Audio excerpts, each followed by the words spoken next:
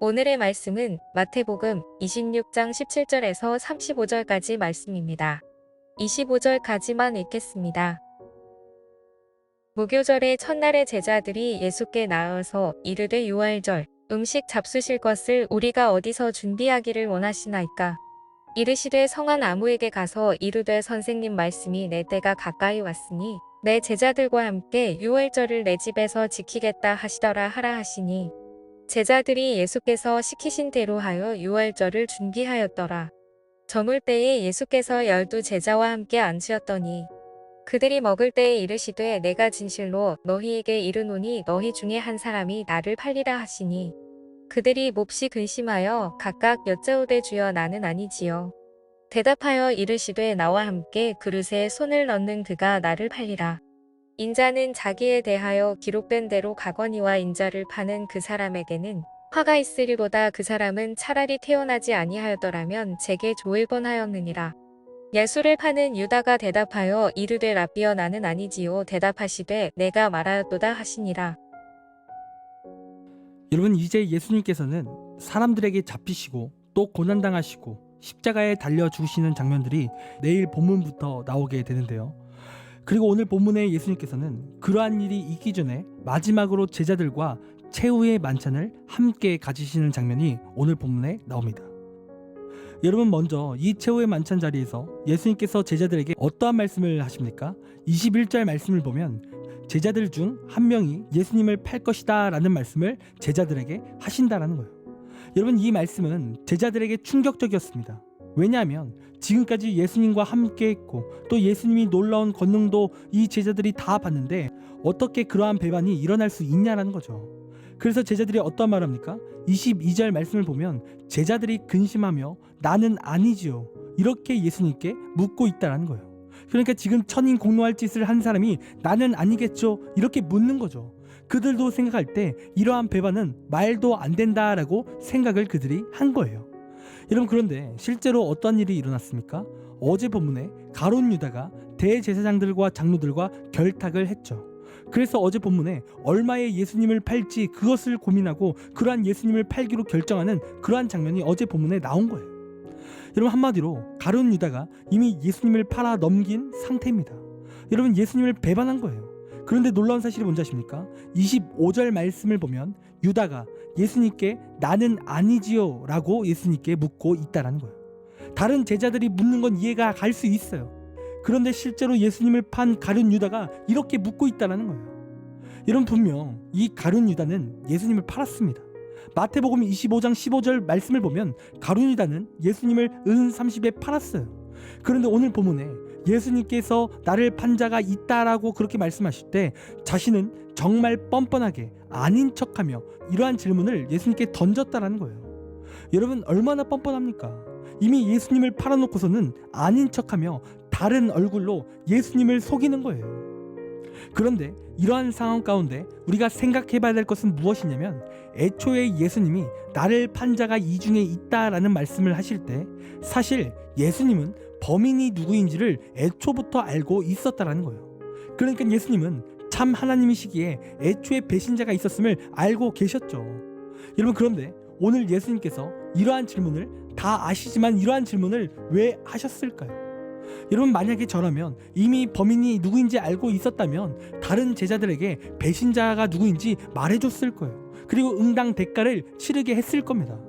그런데 예수님은 다 알고 계셨지만 그러지 않으셨다는 거예요. 그리고 저렇게 뻔뻔하게 나와도 예수님은 끝까지 그가 범인임을 말씀하시지 않으셨다는 거죠. 여러분, 그렇다면 왜 예수님께서 이러한 질문을 왜 꺼내셨을까요? 배신자를 찾아내실 것도 아니면서 이러한 이야기를 왜 하셨을까요? 여러분, 그 이유는 예수님이 한 번 더 그에게 회개의 기회를 주신 것이기 때문에 그래요. 그러니까 내가 누구인지 다 알고 있으니까 이제 회개하고 다시 하나님 앞으로 돌아오라는 그러한 기회를 준 거죠. 그런데 이 유다는 뻔뻔하게도 자신의 죄를 보지 못하고 또 속으로는 어떻게 예수님이 알겠어 이렇게 생각을 하며 끝까지 거짓말을 하는 거죠. 여러분, 유다는요 25절 말씀을 보면 예수님을 향하여 라삐여 라고 부르고 있습니다. 그런데 이 라삐라는 말은 굉장히 이색적인 말인 거예요. 왜냐하면 다른 제자들은 예수님을 향하여 주여라고 부르는 거예요. 특별히 오늘 본문 33절 말씀을 보면 베드로는 예수님을 향하여 주여, 즉 내 주인이여 또는 내 하나님이여 라고 그렇게 부르고 있는 거죠.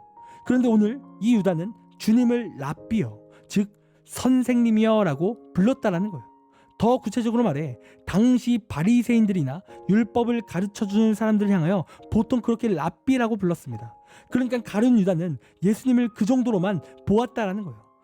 그는 예수님이 하나님이라는 사실을 끝까지 믿지 못한 자였다라는 거예요. 그래서 그는 예수님을 팔기도 했고 또 오늘 예수님이 자신이 범인이라는 사실을 절대로 모를 것이다 라는 그러한 생각을 했다라는 거예요. 여러분, 만약에 그가 예수님이 하나님이라는 사실을 믿었다면 그는 절대로 예수님을 팔지도 않았었고 이러한 예수님의 질문에 그는 회개하며 예수님께 용서를 구했을 거예요. 여러분, 그러나 끝까지 그는 예수님을 믿지 않아 오늘 말도 안 되는 행동을 저지르는 거죠. 여러분, 그런데 오늘 본문에서 참으로 감사한 것은 무엇이냐면 예수님은 그럼에도 불구하고 이러한 못난 제자에게 기회를 주시기 원하셨고 끝까지 그가 다시 하나님 안으로 돌아오기를 원하셨다는 거예요. 분명 이렇게까지 하실 필요가 없지만 그를 끝까지 품으셨다는 거예요. 여러분, 그리고 애초에 그를 제자로 부르실 때에도 이미 예수님께서는 모든 것을 다 아시는 하나님이시기 때문에 이 가룟 유다를 제자로 안 불렀어도 문제가 하나도 없는 거예요. 여러분, 이처럼 하나님의 사랑은 위대합니다. 왜입니까? 그가 죄인 중에 죄인이지만 제자로 부르셨고 또 그에게 회개의 기회를 끝까지 주시며 그가 변하기를 원하셨다는 거예요. 끝까지 그가 구원받기를 원하셨다는 거죠. 그런데 이 유다가 어떻게 합니까?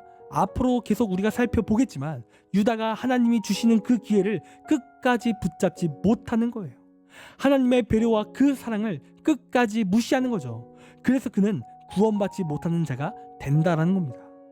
여러분, 오늘 이 말씀 가운데 우리가 기억해야 되고 또 우리가 적용해야 되는 말씀은 무엇이냐면 우리 하나님께서는 참 사랑의 하나님이심을 우리가 기억해야 되는 겁니다. 여러분, 사실 우리가 가룟 유다를 정죄할 게 없는 자들이에요.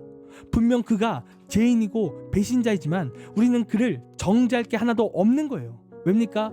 우리도 예수님을 믿는다고는 하지만 삶 속에서 죄를 계속해서 반복적으로 짓고 있기 때문에 그래요. 분명 우리가 예수님의 은혜로 내 죄가 용서받고 구원받는 건 너무나도 잘 알고 있지만 그럼에도 불구하고 우리의 삶 속에 아직도 우리가 죄 가운데 살아가는 모습이 있기 때문이라는 거죠. 그러니까 우리는 다른 의미로서 가룟 유다처럼 예수님을 배반하고 있는 거예요. 여러분, 그러나 우리와 유다의 차이는 무엇이냐면 우리는 아직 기회가 있다라는 거예요. 하나님 앞에 내 죄를 진정으로 내어놓고 회개할 기회가 있는 거죠. 내 습관적인 죄, 그리고 죄인 줄 알면서 나아갔던 죄들을 하나님 앞에 우리가 내려놓을 수 있는 거예요. 여러분, 우리의 하나님께서는요, 우리의 삶에 기회를 주십니다. 그리고 우리를 너무나도 사랑하세요. 여러분, 오늘 이 말씀을 하나님께서 우리에게 주시는 것도 우리가 회개할 수 있는 기회를 주시는 거예요. 여러분, 그러므로 우리가 이 시간 이 말씀을 듣고 있다면 이 시간 내 죄를 진정으로 회개하길 간절히 원합니다. 그저 말뿐인 회개가 아닌 진정으로 예수 그리스도를 믿는 믿음으로 우리의 죄를 하나님 앞에 간절히 내려놓길 원해요. 우리가 그렇게 하나님 앞에 내 죄를 고백하며 그렇게 나아간다면 사랑의 근본이요 능력의 하나님께서 우리를 용서하실 것입니다. 그리고 우리의 삶 가운데 놀라운 복으로 함께 하시는 거예요. 여러분, 그런 이 시간 하나님께 내 죄를 내려놓고 회개하며 사랑의 하나님을 의지하는 우리의 귀한 삶이 되길 간절히 원합니다. 적용 질문 드리겠습니다. 습관적인 죄가 있으십니까? 또는 죄인 줄 알지만 짓고 있는 죄가 있습니까? 두 번째 질문입니다. 오늘 말씀에서 기억에 남는 것은 무엇입니까? 또 내 결단은 무엇입니까? 이 시간 댓글을 통해 은혜를 함께 나눠주시기를 부탁드리겠습니다. 기도하겠습니다. 하나님, 우리의 인생이 하나님이 주시는 사랑과 그 기회를 붙잡는 인생이 되기를 간절히 원합니다. 하나님, 우리를 인도하여 주셔서 우리가 그 하나님의 사랑을 붙잡고 회개하는 삶이 될 수 있도록 인도하여 주시옵소서. 그리하여 우리가 죄의 용서를 받고 구원받고 하나님께 귀하게 쓰임받는 자들이 될 수 있도록 인도하여 주시옵소서. 하나님 감사합니다. 사랑이 많으신 예수님의 이름으로 기도드립니다. 아멘. 이 시간 우리 함께 1분 정도 함께 오늘 말씀을 생각하며 또한 결단하며 기도하기를 간절히 원합니다. 기도하겠습니다.